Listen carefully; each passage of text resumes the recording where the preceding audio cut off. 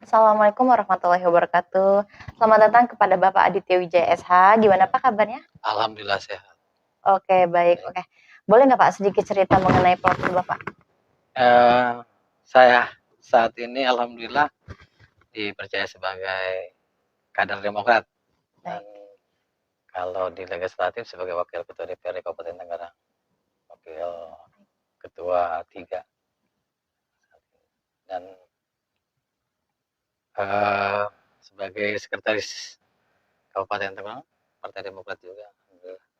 Sekjennya gitu. Iya, sekretaris bukan sekjen. Sekjen mah di pusat. Oh, maksudnya sekjen kan ada tingkat kota, mungkin provinsi Kalau gitu ya kan? sekretaris jenderal hanya di pusat saja. Oh, Kalau di sebutannya. kabupaten sekretaris. Mungkin itu panggilan konyolnya aja kali ya. Iya, kalau di Yang sini lucu. panggilannya kita panggil ejen gitu. Oh, gitu. Ejen aja.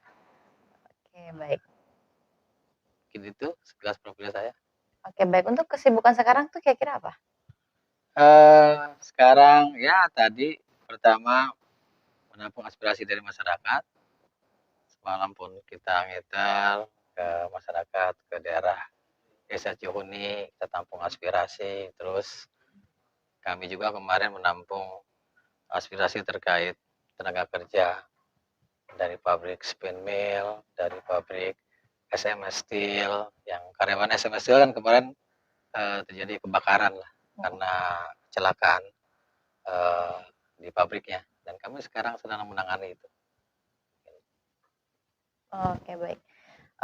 Boleh tahu nggak Pak perjalanan Bapak untuk jadi dewan tuh kira-kira mungkin lika-likunya itu seperti apa Pak? Ya lumayan inilah karena saya berawal kalau organisasi awalnya saya cuma ketua IRMAS, Ikatan Remaja Masjid di Sabilal Mutadin, tepatnya di Desa Situgadung, Kecamatan Pagedangan. Cuma beririsan dengan Kecamatan Cisauk. Karena kebetulan di Jalan Raya Cisauk 8. Dan saya sebagai ketua IRMAS di tahun 2001. Ketua IRMAS di sana bermodalkan itu, terus saya aktif juga sebagai ketua PAC tahun 2003. Oh. Ketua PAC Kecamatan Cisauk Partai Demokrat. Nah, Itu kurang lebih berapa lama Pak? 5 tahun. Satu periode lah ya. Ya, alhamdulillah dari situ ya doa orang tua lah. Ketua PAC tahun 2009 nyalon, dia jadi juga. Dengan memodalkan tadi sebagai ketua IRMAS, aktivis di kepemudaan, di lingkungan, dan kalau sehari-hari juga dulu saya mah pernah jadi supir truk. Supir truk pernah, supir pribadi pernah. Kalau di Sau kan dulu itu pasir, Mbak ya. Nah kalau saya sendiri perjalanan di politik memang dari tahun 2003 jadi ketua PAC Partai Demokrat Kecamatan Cisauk. Terus di tahun 2006 menjadi wakil sekretaris DPC di Kabupaten Tangerang dan terakhir saya kembali jadi ketua PAC di kecamatan saya itu tahun 2007.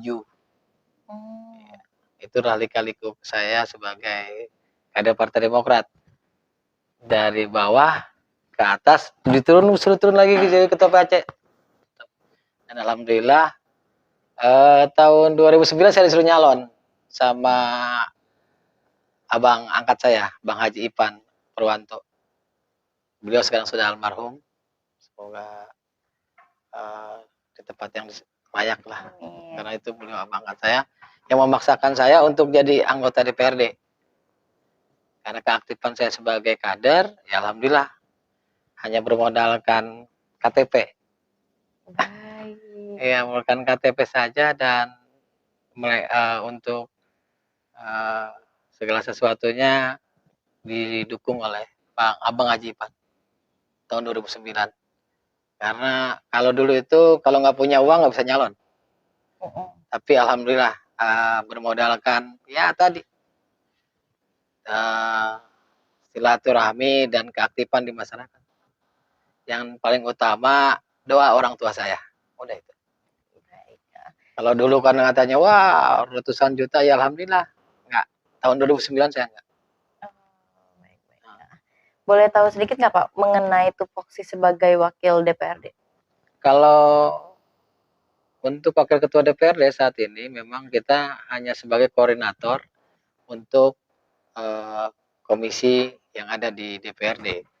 Nah, ada saat ini kalau dulu kan kita ada surat tugas dari ketua DPRD misalkan ke ketua komisi, saat ini bisa kemana saja.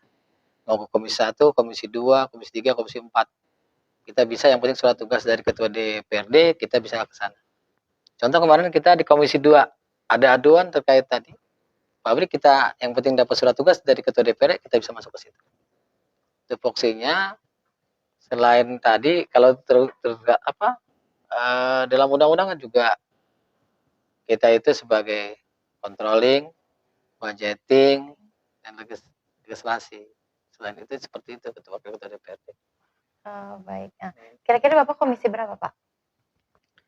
Kalau saya sendiri saat ini, tadi saya bilang, kalau wakil ketua DPRD bisa ke komisi 1, bisa ke komisi 2, komisi 3, komisi 4, tergantung surat tugas dari ketua DPRD. Oh, baik. Untuk surat tugasnya mungkin konsentrasinya di bidang apa?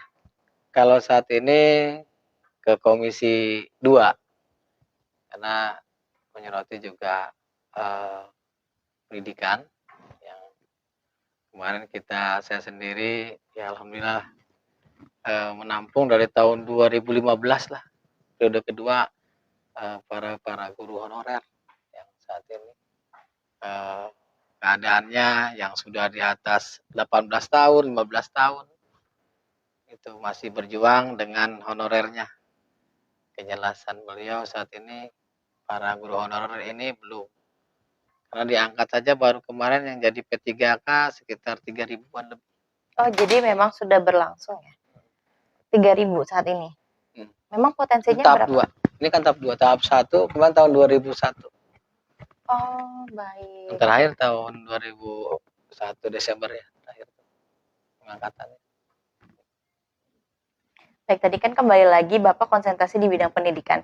Kira-kira pendidikan saat ini gimana tuh Pak perkembangannya? Ya, pendidikan saat ini kalau saya lihat tadi untuk tenaga pengajar ya pertama memang kekurangan. Adapun salah satu contoh saja masih ada kepala sekolah yang saat ini masih double job. Oh, gimana tuh? Iya, contoh kepala sekolah A dengan B ini masih satu orang. Menggandakan 2 sekolah? Iya, bukan menggandakan, tapi double job. Iya, maksudnya dengan 1 orang 2 sekolah? Iya. Oke. Kalau menggandakan dia kan ya otomatis pelaku penggandaan, enggak. Dia tugasnya jadi 2 kepala sekolah. Satu. Terus juga saat ini juga banyak juga guru-guru yang honorer nih terutama yang masih mengadukan kejelasannya, apalagi dengan undang-undang terbaru kan 2023 udah hilang. Iya. Otomatis ya yang pengabdian udah 15 tahun tadi, 18 tahun tadi mau kemana itu? Galau juga sebagai guru honorer tadi. Nah, ini kita sedang menyuarakan itu agar ada kebijakan lokal atau kearifan lokal yang membantu para guru honorer. Karena kasihan mereka. Dari jalannya jelek, sekarang jalannya bagus. Dari jalan misalkan jauh ke ke sekolah kan gitu. Kan dulu mau jalan jelek. Sekarang udah bagus semua kan. Oh. Iya, kalau jalan alhamdulillah kan Kabupaten Tangerang ya alhamdulillah sudah infrastruktur udah bagus semua. Gitu. Nah, kan itu tahun 2000-an mereka sudah ada yang tahun 2001 udah masuk. Sekarang udah tahun 2020 tahun lebih, hampir 20 tahun. Ini masih honorer. Malah ada yang bujangan sekarang belum merit tapi masih guru honorer, tapi dia udah 18 tahun. Terus gimana tuh? Ya, ini yang kita dorong nantinya supaya tadi ada peningkatan status.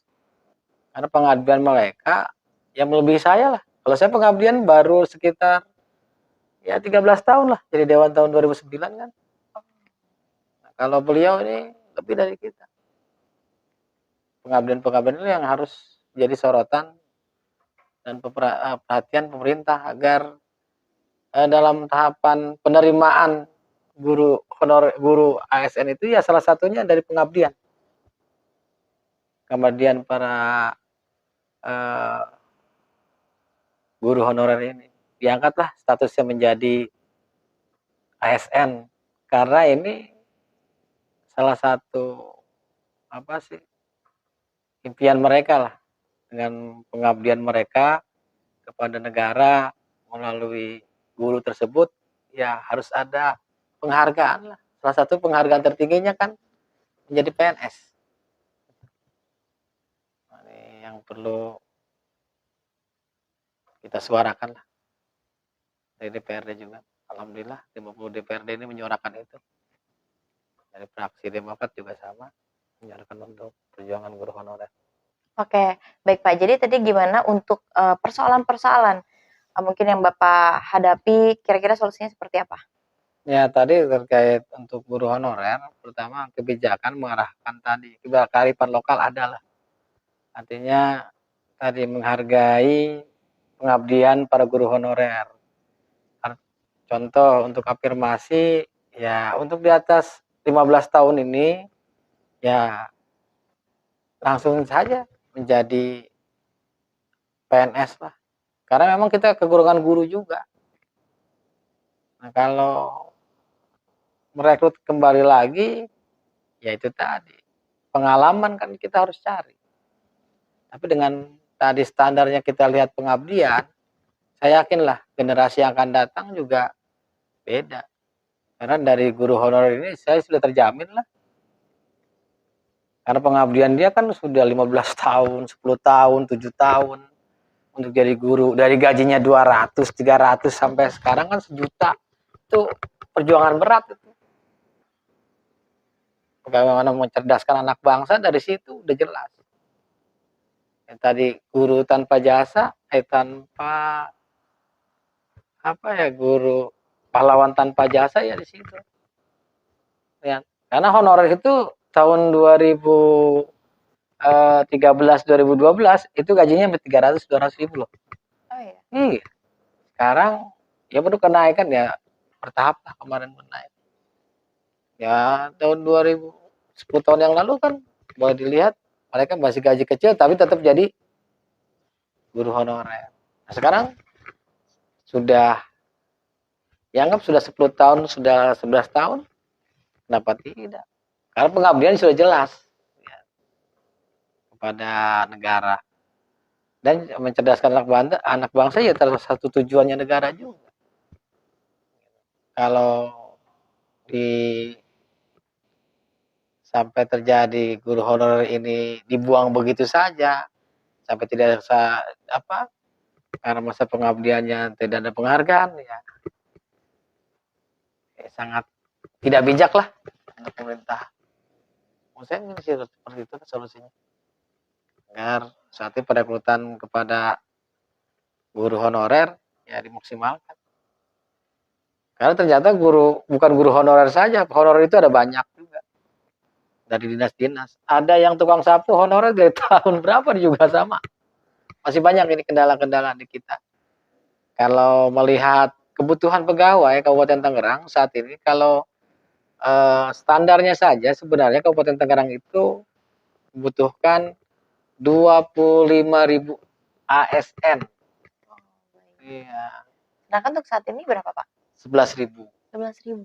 Ada kekurangan kan 14.000 tadi. Iya, 25.000 pegawai ASN ya.